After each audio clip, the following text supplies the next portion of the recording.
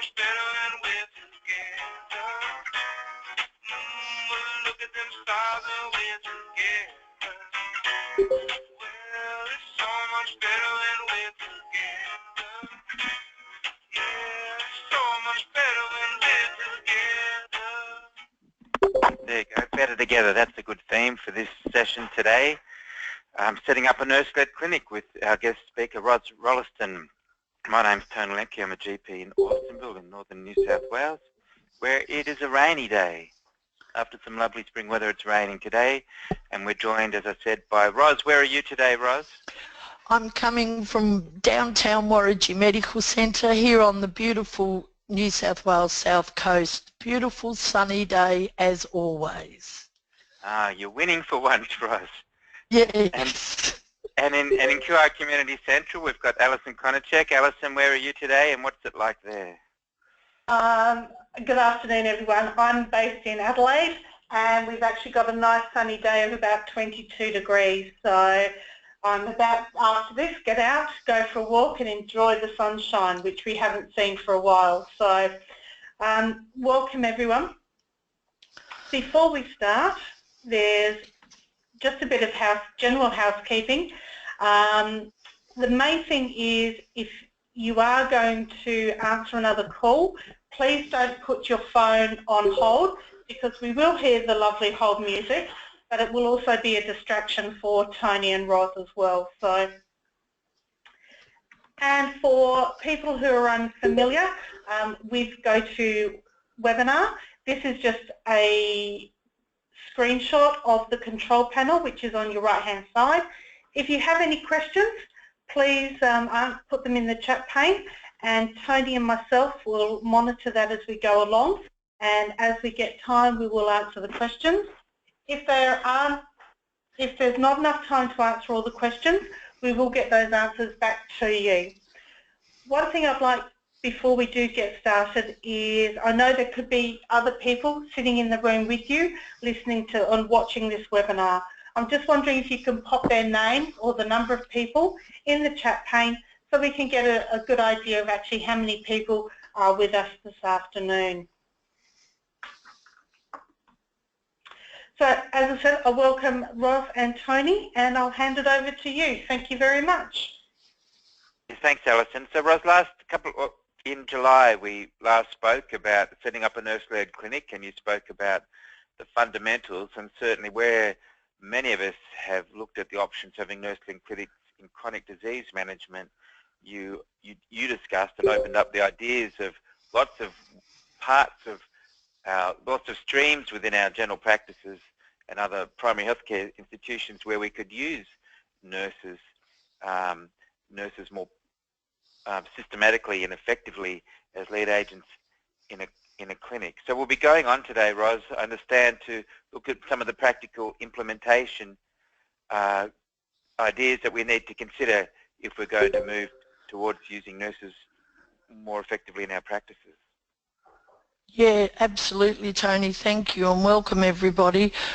We did the fundamentals, and we're just going to recap on the fundamentals in our first slide before we look at how to implement a nurse clinic.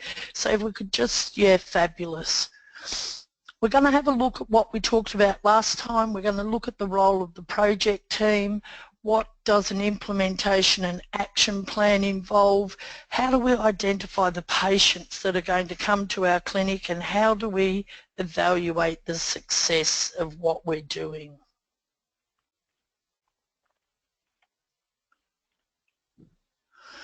So a recap on the fundamentals. We remember from last time we talked about nurse clinics being a population health program where the consultations are coordinated by the nurse rather than the GP. They do not have to exclude the GP from care. Indeed, our model here at Warringah Medical Centre is one of collaboration. So the aim of nurse clinics is to improve the health outcomes of the people that we see, and this is achieved in clinics through the engagement and empowerment of our patients. And that's another term we use is person-centred care. We also looked at the success being dependent upon the driving forces for this clinic and idea outweighing the restraining forces, the ones that are going to try and hold it back. We looked at the governance framework and a strategic direction as also being necessary for success. Talked a bit around the funding. Remember, it was MBS, item numbers, PIPs, block funding, innovation grants, and I think Tony mentioned the North Coast PHN's innovation grant projects up there. And we also know that if we're going to do a nurse clinic, it must be sustainable. For it to be sustainable in the business world that we are in, it must contribute to both quality patient care and the business model.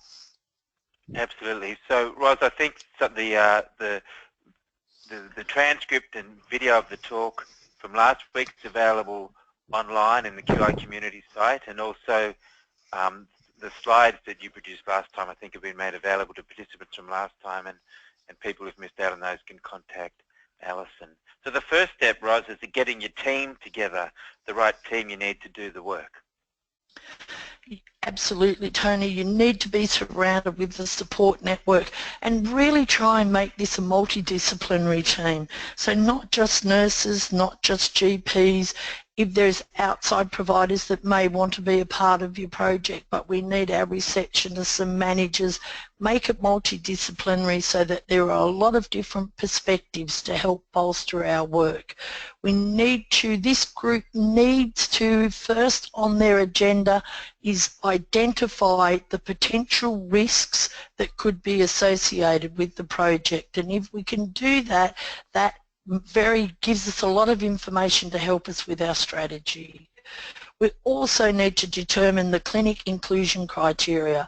So what do they need to have to be visiting your specialist nurse clinic service, and what criteria are going to exclude them as well. That's important so that we don't kind of get confused around boundaries. We've talked about the sustainability plan. We also need, this group will define the KPIs. If you sit down yourself, you'll come up with loads of evaluation KPIs, but you won't get them all. With a group of people around a table, these will be far more robust. And we also need to designate when it is we're going to do these evaluations, and this group need to meet on a regular basis, so they need to prepare a schedule of meetings.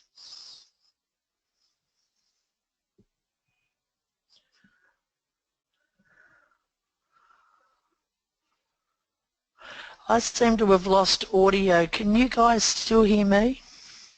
Yes, I can hear you fine, Ros. It was my fault. I was coughing and I was on mute. But, Ros, in that project team, you've outlined a number of roles, important roles for that team, including working at the aims, the benefits, the disbenefits, the risks, the key performance indicators, our measure for improvement.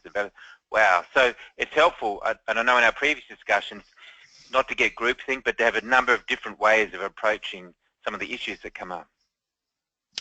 Yes, important, Tony. Very important that we have perspectives from different categories, different areas, so that we can be comprehensive. And de Bono's thinking is one of the best ways I find to help me in the management and setting up a team process.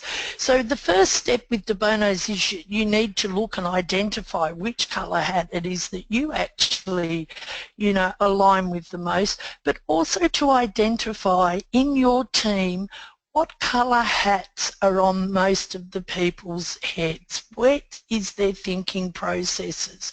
Is there an area where you've got too many people? Is there an area where you don't have enough people, or indeed you might have nobody that's there thinking in the blue hat about the processes? So that will be a risk to your project. So we try and get all types of thinking on our project team. So black hat people can be the most annoying members of your project team, but also the most important, because they keep you grounded and pointing out all the time what the problems are.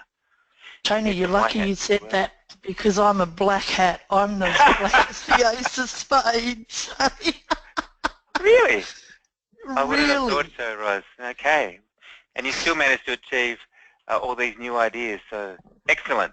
You need some resources, so some tools for your project team and for the people implementing, you've got a checklist, Ros, of what sort of things do we need to make sure that we have on hand to implement a nurse-led clinic? So, you know, we know that the dedicated consult room, you think to yourself, yeah, absolutely, but one of the areas where nurse clinics fail is because they're run from treatment rooms inappropriately. Some can be, such as wound care, but not all can. So the dedicated consult room, and originally when we started here at Warragee, each week I was in a different room.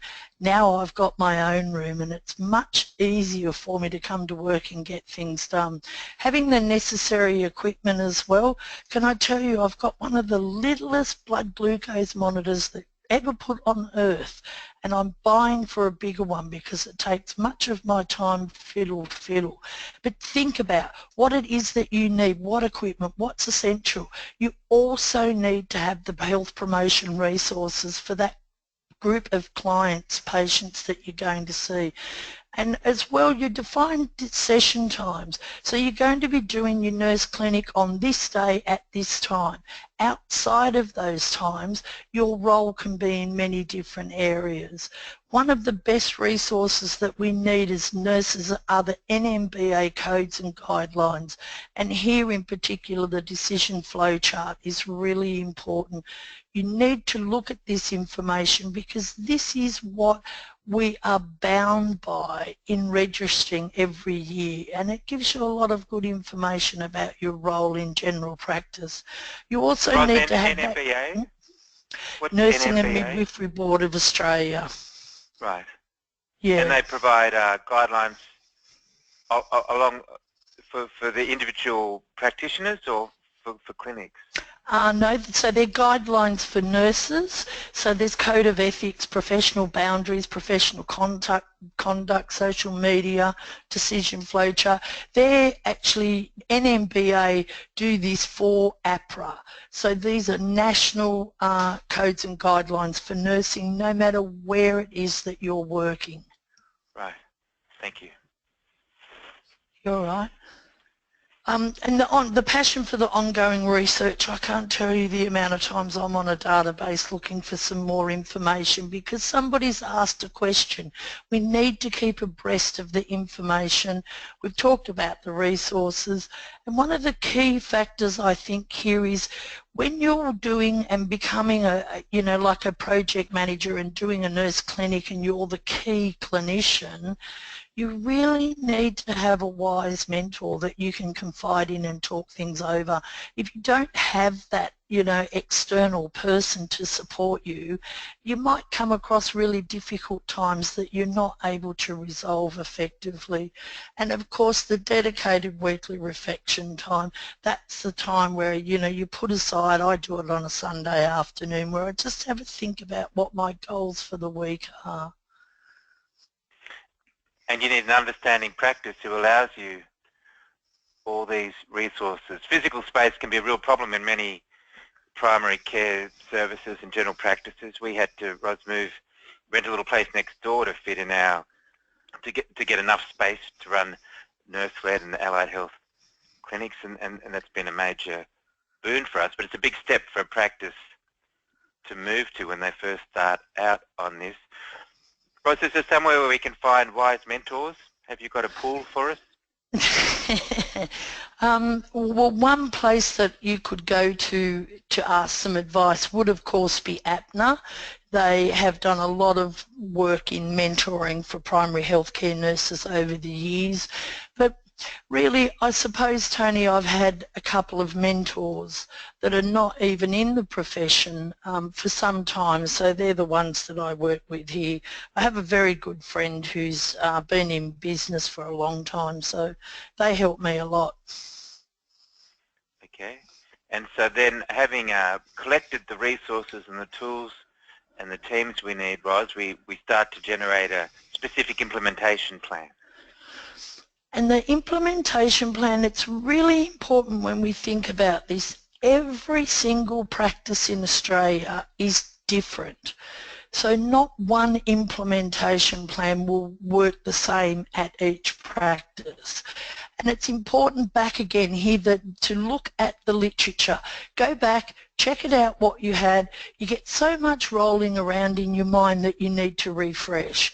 And the Australian Institute of Health and Welfare are a great place to start your research. Then we need to collaborate with the experts. And as we've already identified, APNA are one of the experts, and it's a national organisation. They've been working on nurse clinic projects now for quite some years, so I would always go to them and chat with them. And then there are the other places like New South Wales STI Programs Unit and ASHRM. If you're not in New South Wales, there'll be, you know, an STI service there. These sexual health groups, they've just been fantastic. They've always been running nurse clinic models. They hadn't seen it in that light, but these are great resources to turn to and ask for help and just to get some wise information. So collaborating with the experts is key.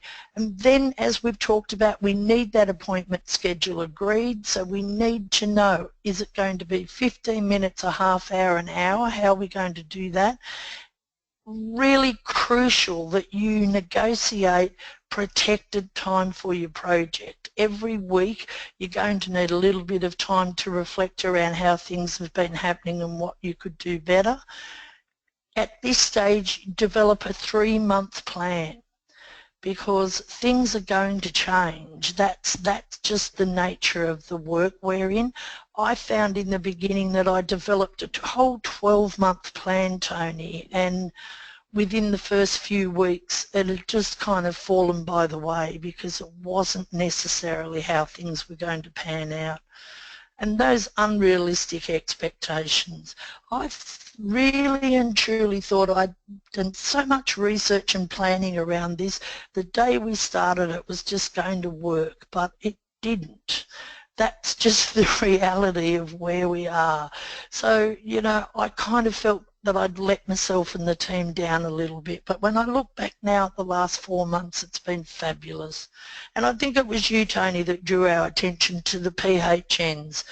Important to get them on board as well. So we're asking for support from our PHN in our data management. So Rosa, I wonder if you have any advice for practice nurses who can themselves see the benefits of this approach but then have to get approval to move from the guiding coalition in the practice, the GPs often. In the collaboratives we talk about, you need to demonstrate any improvement activity that you're advocating hits up on 3 levels, makes patients' health better, makes it easier for the clinicians who work there, and improves the practice bottom line. Do you have I guess at the end of this we'll all need to be thinking, how can we go and take this to our practices and convince them that this is a good idea? And that's, I think, Tony, is where your research comes in, and it's very true, those 3. How will this improve patient care? The one that I look for with the GPs is this will help your time management so that you won't run behind and you'll be able to see more people. And as well, you must demonstrate the sustainability. You've got to look at the item numbers, you've got to think about the amount of money that can be invested here and what the return will be. And once I've got that info together, then the practice manager is the next step, because if you can't get it past the practice manager, then there is likely going to be difficulties. Okay, so get the practice manager on board, and with that partnership, let the GPs know that it hits up on all those 3 bases, and that they're the first steps to getting an implementation plan approved. And then you've got to find some patients, Ros. Yes, you do have to find patients, and it's another thing that you think just kind of, you know, turns up. but this is something that you'll have to go in search of. The first thing for us was to actually start up an education plan at the practice to include everybody, so everybody knew that we were doing SCIP, what we were doing, and you know who the people were that we were looking for. Then using our inclusion criteria, we went into the database, nominated our patients, and some of the lists came up with hundreds and hundreds of people, and it's just too much. So we went further and further down. We restricted it by age groups. We tried to prioritise our patients. And one of the key issues that our practice manager brought up here was the phoning patients. When the receptionists call people, you know, they'll have a quick chat, but when the nurse calls the person, there does appear to be more uptake of a new service and less did not arrive. So we're trying to work that out, because of course if the nurse is doing all the phoning, then that's actually clinic work that they can't be doing at the same time. So I'm kind of leaning towards maybe coaching our reception staff on how they can give the personal touch. And you know, when you've got that patient in front of you, do a good job. Do a damn good job. They walk out feeling like they're really special and their needs have been met. They're going to go and tell everybody else, including the GP. And their husband, their partners, their neighbours, everybody will start to hear, but the patients will demonstrate the benefit to the GPs. And the other way that I'm working with our GPs is we're doing the face-to-face handover, where at the moment I'll go into the GP's room with a patient. That always is really, I think GPs feel that this is really good quality team-based care when we're doing that. And the other thing you can always do is have a look through all the people that are booked to see the GPs in the treatment room, you know, for tomorrow. Have a look how many of them that you can pick up. It's interesting how many patients I do pick up from the treatment room. And then, so to recap some of those action points, Ros, you say we need to bring our influential selves. Our influential selves, and I've got a couple of articles at the end to help you realise your influential self. This is really important in the action plan. Everybody around you is going to have questions and asking and their idea and what about this and what about that, and you're going to have to be able to take all of that in without it kind of stirring up emotions that will make it difficult and put you over into a red hat. So, you know, taking that breath in the morning, and here I'm going to do it. Bring your influential self. Who can you get on board today? Revisit the clinic goals every so often as well to keep yourself on track. Again, have a look at your evidence. Stay in touch with your tenacity. Some of the days that we've worked have been so intense that you really feel like, can I continue to do this? But if you bring your tenacity along, the answer will always be yes. And remember that you are in a continuous state of flux. This is not something that's black and white. You're going to have to adapt on your feet day-to-day basis. And really for me, in the end, just as the picture says, give it a go. We just started seeing patients and it started to fall into place from there. So dive in at the deep end. So nothing's quite so influential, Ros, as a graph that goes up. And if we can get some measurement of progress and success in the clinics that we implement, then we've got evidence. They say that measurement is the oxygen of improvement. Yes, that's definite, Tony. It is. Measurement is the oxygen of improvement. And that's why it's important that everybody that's a part of the project needs to recognise the importance of the evaluation. And it needs a dedicated person to gather that information so it's always collected and the same data is gathered. We also need to look, something we found here, we started our data collection measures and then it wasn't quite right. And so we've adapted it across the month and we're almost there where we've got it down pat. We also need to look at our KPIs at our nominated times. How difficult is it for us to draw that information out. That's something that's really important as well. If one staff member's taking hours and hours just to draw some data from a one-day nurse clinic, then we need to change things. And sometimes we get all kind of churned up at the idea that we're measuring absolute numbers, whereas actually what we're measuring is the percentage of improvement. And that's a clear message that APNA kind of gave to me early in the piece when I was kind of really struggling around the measuring success. The other thing that we've received, you know, when we had the workshop with APNA, and also it comes with the Improvement Foundation, other cyclical approach, the PDSAs. I'll have to say all those Improvement Foundation's collaborative workshops, Tony, I did not like the idea of these PSAs, and I was a bit speechless when we were introduced to them in Victoria, but they've become a friend. This is my reflection tool. This is the tool that's helping us progress week by week by week. They're a fabulous way of including the team and measuring your success. And the other one that we're looking at is certainly about patient empowerment.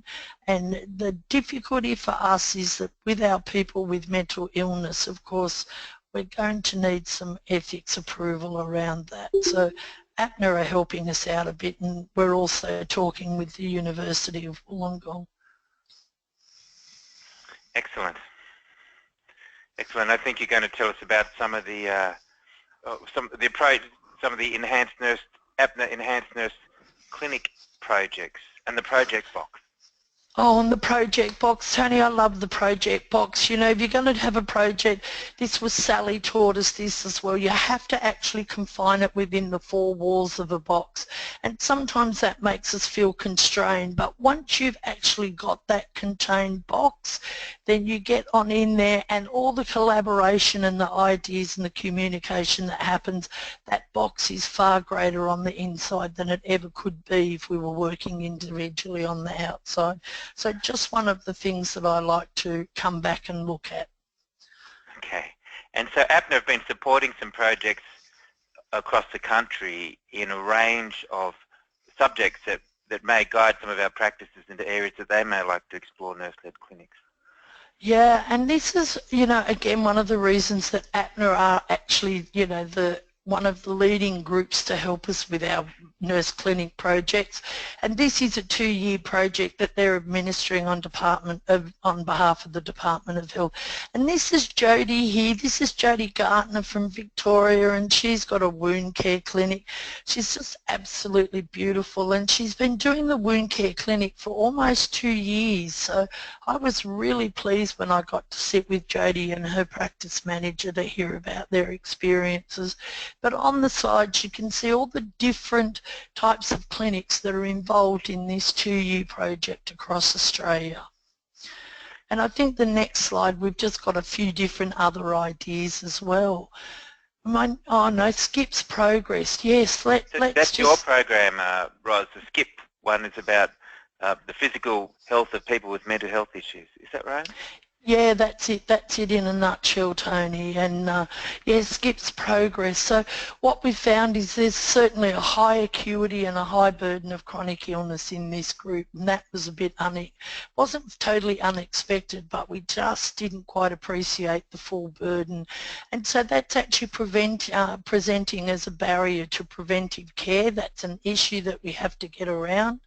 We've now got a 3-week wait, and that's difficult as well because sometimes there's on-the-day needs, so, you know, something we've got to keep working with, and this is just demonstrating that continuous state of flux. We've got patients coming back for ongoing care, which I love, and there's early indications of satisfaction, particularly the patients like the follow-up phone calls the next day. GPs are recognising the time management and patient benefits, and it's almost like a little bit of a competition as to who gets the appointment slots first. And a big area for us is, of course, it's the patient need versus the GP need versus the organisational need versus the project need. And you can see there's no nurse need in that line at all. So you just have to be prepared that if you're going with a passion and a commitment here, this can take a fair bit of time before it just all works itself out. So we're having lots of difficulties protecting protected time, but we're going to come up with some great ways of doing that. And we're actually changing our committees around a little bit as well, because they haven't quite been achieving what we expected. So that skips progress, all positive and forward. SKIP's an acronym, Ros, or what does SKIP stand for? Well, it's really Skip Into Life is the full name, Tony. Yeah, and Skip Into Life. So Skip Into Life, okay. And you've selected patients from your practice with specific mental health issues and recalling those patients to look at their preventative health and other health issues that may be overlooked because of the focus on their mental health. Is that the sort of patients that you've? Yeah, definitely. We have credentialed mental health nurses and a visiting psychiatrist as well, Tony. So this actually gives us, we probably have an increased percentage or proportion of enduring mental illness. So a lot of people on antipsychotic medication and a lot of people with risk factors for chronic illness. That's where our priorities are lying in helping particularly the young person on antipsychotics. But it brings in everybody else as well, as you can imagine.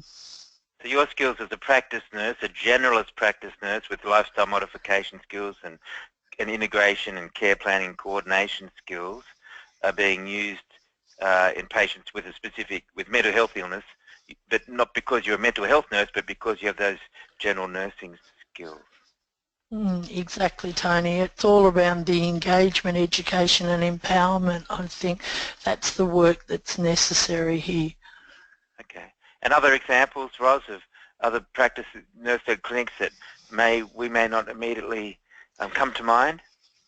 So they're all listed here, which anybody can come back and have a look at, you know, at another time. But what I wanted to just kind of bring up, you can see that, you know, you mentioned about chronic disease management clinics before, but what about if you have a clinic that runs each week and 1 week it might be around patient education on kidney health and the next week it might be cardiovascular. So all the people that are on care plans, and you could fund those clinics with the 10997s and 23s, but each month you could change. This is Heart Week, this is Kidney Week or Kidney Session, Kidney Clinic, this is the Asthma Clinic, this is chronic pain. So you really need to stop and have a look and a think and open up to what it is that you can do, and that helps us identify the different item numbers. PIP payments, you can see, can come in here. Indigenous health, you know, there's a lot of support that we can get through the MBS and PIP payments around that. And again, if I were going to do a youth clinic or a sexual health clinic, it would be New South Wales STI Programs Unit and ASHM that I would go straight to. So think about what is the priority in your practice, and then how can you turn that into a nurse clinic service so that the person is empowered through engagement to improve their healthcare. It will improve the GP's day and it will also improve the business model. Thank you, Ros, and I think we're coming to an end. You've given us a list of further reading resources for those of us who want to follow up the reading, and then have this lovely slide with some of the images that you use to talk about the care you're providing in the SKIP program. Yeah, thanks, Tony. This is a creative reflection of the last 4 months of the torment and the pain and the fear and the hurt in the people that I've been working with. And you can see, you know, all the positiveness that's coming from it. You know, when I is replaced by we, illness becomes wellness.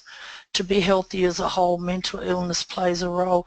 And that's, of course, me black framed there, you know, all the different needs of the patients. But I think I could have another one of those pictures to the side, which would be organisational needs and all of that as well.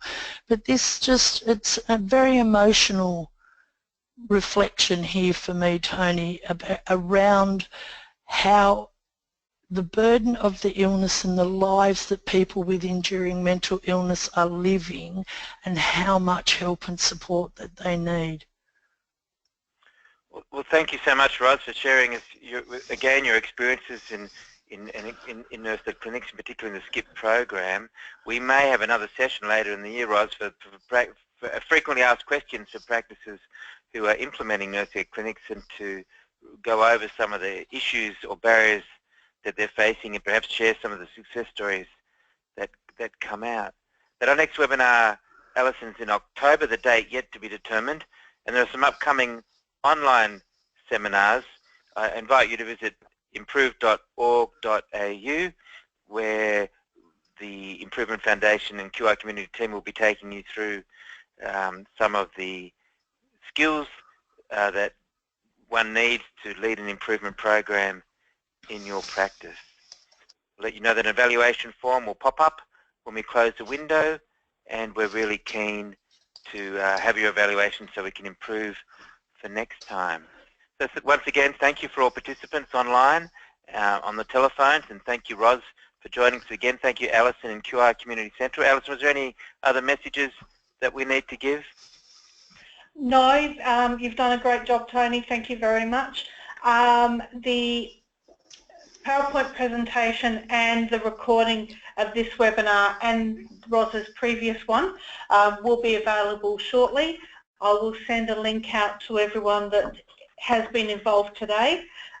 So Ros and Tony, thank you very much for your time, and we look forward to seeing everyone in October for the next webinar. Thank you very much. Thank you. Bye. Bye.